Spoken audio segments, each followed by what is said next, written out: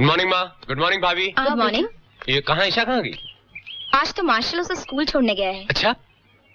अच्छा माँ, एक जरूरी बात आपसे करनी थी कि इस बात का ख्याल जरूर रखिएगा कि मार्शल को यहाँ पर किसी बात की कोई परेशानी नहीं होनी चाहिए। एक हिसाब से माँ, वो हम पर एहसान ही कर रहे हैं। हाँ बेटा, चाय लो, इसलिए तो हम उसका पूरा ख्याल रखते हैं। जानते हो, जब से मार्शल इस घर में आया, हमारे घर की खुशियाँ वापस लौट आई है। You're right माँ, मैं भी यही चाहता हूँ कि मार्शल हमेशा के लिए हमारे परिवार का सदस्य बन के रह जाए। हाँ बेटा। इसी तरह किशन भैया की कमी भी पूरी हो जाएगी। सच कह रहे हो बेटे। अच्छा माँ, चलता हूँ, मुझे देरी हो रही है। अच्छा, अपना ख्याल रखिएगा। ठीक है। अच्छा भाभी, शाम को फोन करूंगा।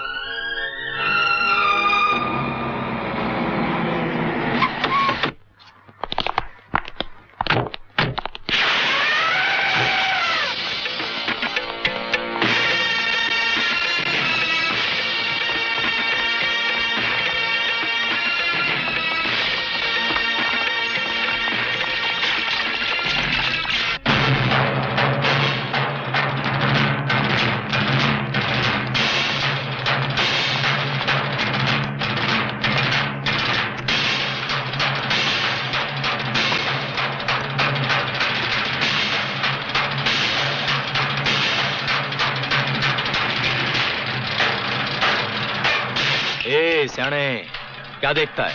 वो उसका नाश्ता था, तेरा नाश्ता अपन के पास है।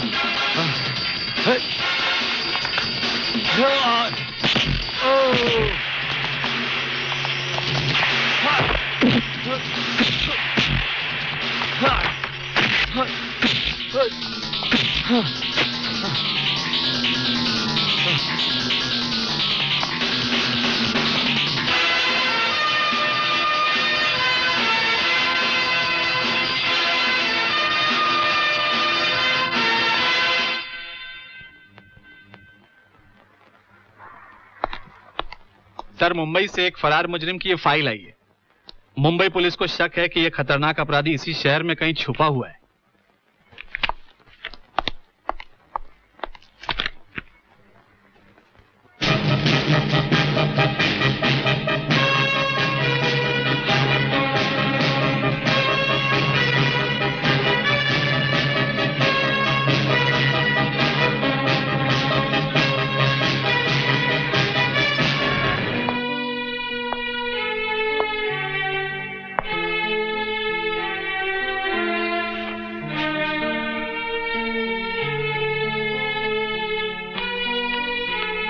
क्या बात है बेटे, कुछ परेशान हो?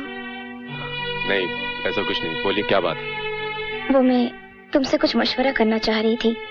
जी पूछिए पूछिए। तुम तो जानते हो बेटा कि आजकल जमाना कितना बदल गया है, और फिर आजकल समाज के रस्मों रिवाज के हिसाब से कौन चलता है? आप साफ साफ कहिए, आप कहना क्या चाहती हैं?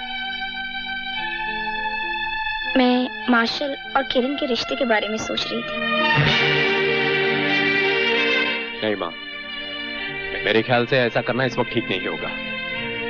हम मार्शल के बारे में कुछ ठीक से जानते भी नहीं। देखो बेटा, उसके बारे में जानने की जरूरत ही क्या है? वो एक नेक और शरीफ इंसान है।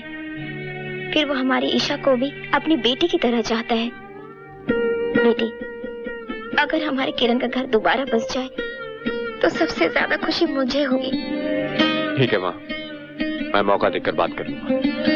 तुम्हें बात करने की जरूरत नहीं है, मैं सिर्फ तुम्हारी राय जानना चाहती हूँ।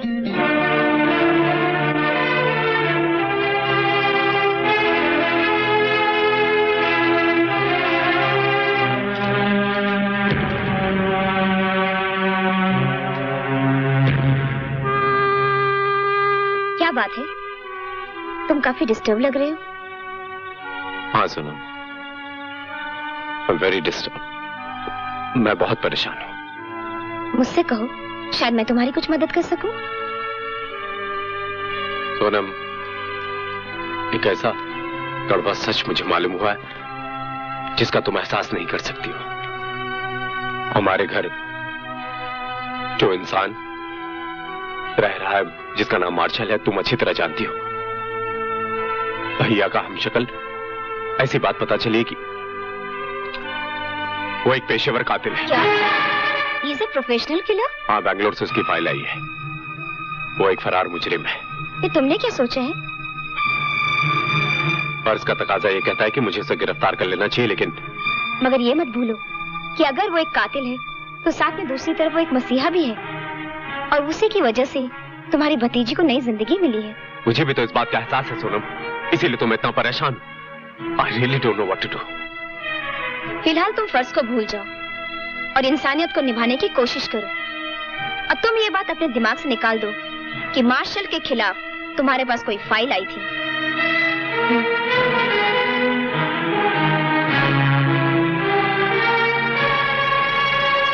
तुम ठीक कह रही हो सोनम।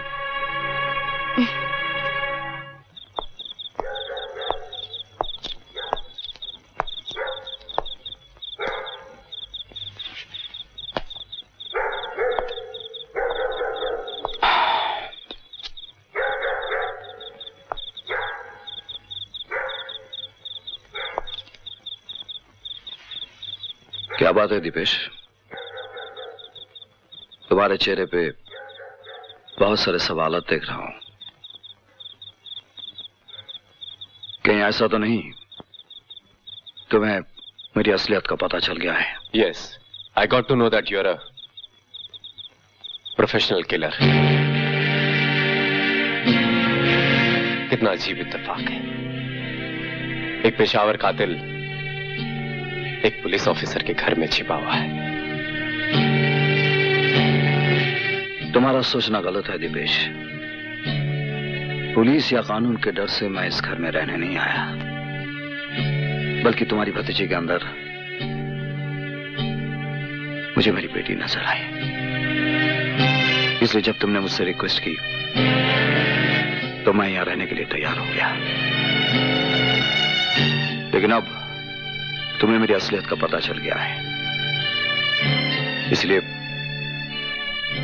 मेरा इस घर में रहना अब ठीक नहीं होगा।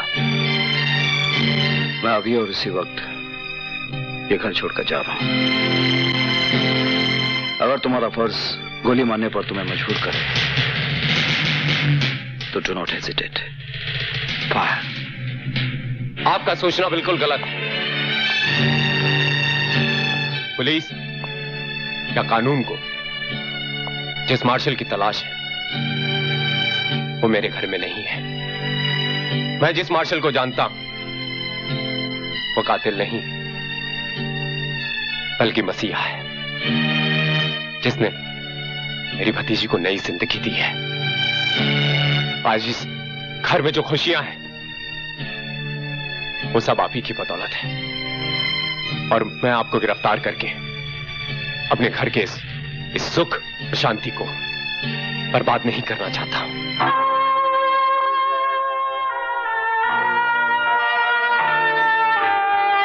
तो फिर मैं भी तुमसे एक वादा करता हूं, मेरे जुर्म का सा इस परिवार पर कभी आने नहीं दूंगा। ना ही मेरी वजह से तुम्हारी वर्दी पर कभी कोई दाग नहीं लगेगी।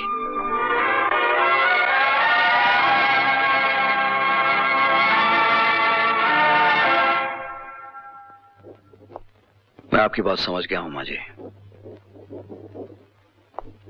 लेकिन यह मुमकिन नहीं है। आप मुझे गलत मत समझिएगा। मैं आपकी बहू के साथ शादी नहीं कर सकता। कोई बात नहीं बेटे, मैं तो ये सोच रही थी कि अगर ऐसा कुछ हो जाता तो ईशा को हमेशा के लिए पिता का प्यार मिल जाता और किरण की खुशियां वापस लौट आती थी। देखो बेटा, मैं तुम पर कोई दबाव डालना नहीं चाहती, लेकिन अकेले में मेरे बातों पर जरूर गौर करना। बेटा, अगर तुमने किरण को स्वीकार कर लिया तो मुझे लगेगा कि मेरा बेटा दोबारा मुझे वापस मिल गया।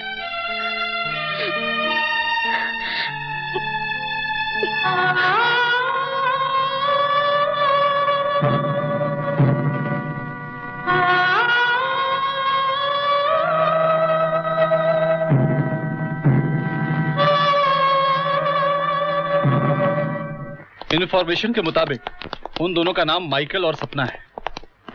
तुम दोनों उन पर कड़ी नजर रखो, क्योंकि मुझे उन दोनों को रंगे हाथों पकड़ना है। Okay sir, okay.